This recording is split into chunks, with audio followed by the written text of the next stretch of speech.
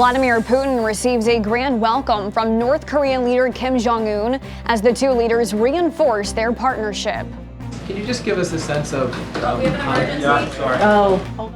And tense moments during the White House briefing when someone appears to faint as dangerous temperatures grip the nation's capital. The morning rundown starts now. From the Straight Arrow News Studio, bringing the stories that matter to you from across the United States and around the world. This is the Morning Rundown. Today is Wednesday, June 19th. Thank you for joining us. I'm Kara Rucker. Russian President Vladimir Putin and North Korean leader Kim Jong Un have signed a comprehensive partnership agreement today. Two countries that are adversaries of the U.S. strengthening their ties in what is Putin's first visit to North Korea in more than 2 decades.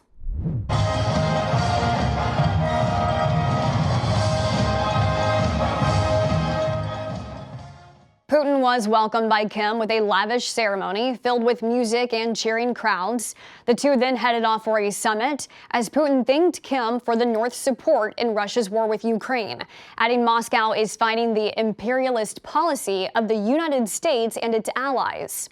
Kim replying that he promises full support and solidarity to Russia in what he calls Russia's special military operation in Ukraine. The two leaders then sat down for a 2-hour meeting before signing the partnership agreement, the two countries strengthening their relationship as both face multiple global sanctions. North Korea over its weapon program and Russia over the conflict in Ukraine.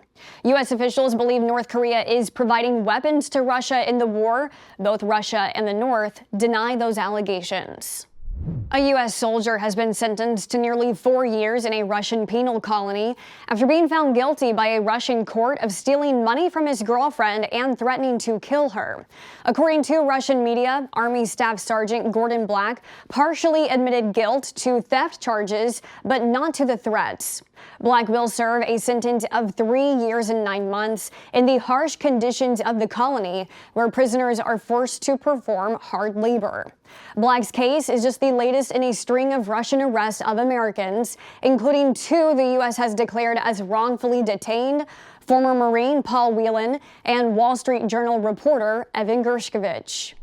The record-breaking heat wave hitting the U.S. right now is more than just sweltering. It's downright dangerous, and a scare at the White House in the middle of a daily press briefing is highlighting just how dangerous heat can be, even indoors. Can you just give us a sense of we have an emergency. Hold on. Did somebody pass out? Yes, let me get Okay, can we get... Yep. White House Press Secretary Karine Jean-Pierre stepping off the podium to check on someone who appears to have gotten overheated before returning to the briefing, but not without making sure everyone else in the room was okay. Oh, thanks, John. Okay, sorry about that. Hopefully she's okay. You're Where's your heat effect, right? Yeah, I know. You are correct. It is hot in here. I was just asking a follow-up question. Yes. If we're all okay. I think we're okay. I think we're okay to move on. And does anybody need water? AccuWeather is reporting the high temperature reached 94 degrees in Washington yesterday. It's expected to get hotter as the week goes on, with the National Weather Service predicting a potential high of 99 degrees by Saturday. It's part of a bigger heat wave sweeping over the eastern U.S. right now. Meteorologists saying around 270 million people will experience temperatures at or above 90 degrees this week. The heat isn't the only big severe weather event facing the country right now. At least one person has died in New Mexico as 2 wildfires continue to burn, forcing thousands to leave their homes.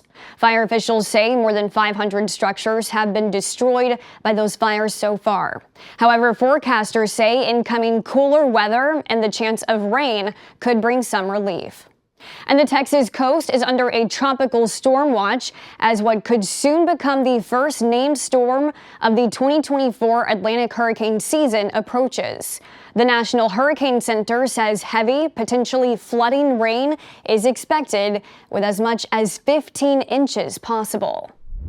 You may have caught yourself saying, back in my day, we weren't using cell phones in school. And yes, that includes back in my day too. Phone was out and it was taken up.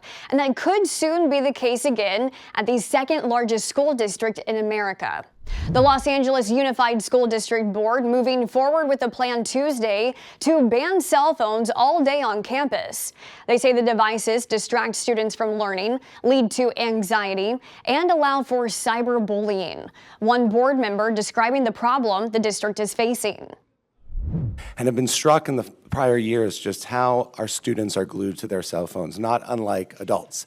They're surreptitiously scrolling in school, in class time, they have their head in their hands walking down the hallways, they're not talking to each other or playing at lunch or recess because they have their AirPods in.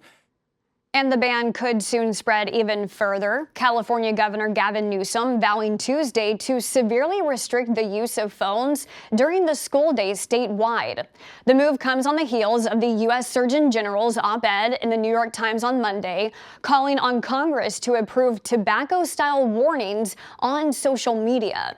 You can find more on that story on the Straight Arrow News app or visit our website at san.com. Move aside Microsoft and Apple, Nvidia is now the most valuable company in the world. Propelled by its role in artificial intelligence, the computer chip maker jumped to the top on Tuesday, with its share price rising more than 3%, giving the company an overall market value of $3.34 trillion. Nvidia controls approximately 80% of the market for chips used to power AI systems. In the first quarter of the year, the company saw its revenue rise to $26 billion, up from $7 billion just a year ago. Finally this morning, the baseball world is mourning the loss of one of the most legendary players of the game. Willie Mays has passed away at the age of 93. Nicknamed the Say Hey Kid, Mays spent 22 seasons in the big leagues, the majority with the Giants, both in New York and San Francisco. He was part of the 1954 World Series championship team, highlighted by his over-the-shoulder catch during Game 1, considered to be the greatest catch in baseball history. Among those remembering Mays, Baseball Hall of Famer Derek Jeter, who called Mays one of the best ever to play the game and even a better person. Willie Mays was the oldest living Baseball Hall of Famer, clearly leaving his mark on the game and history. Thank you for tuning in to the Morning Rundown on this Wednesday. We'll see you back here tomorrow.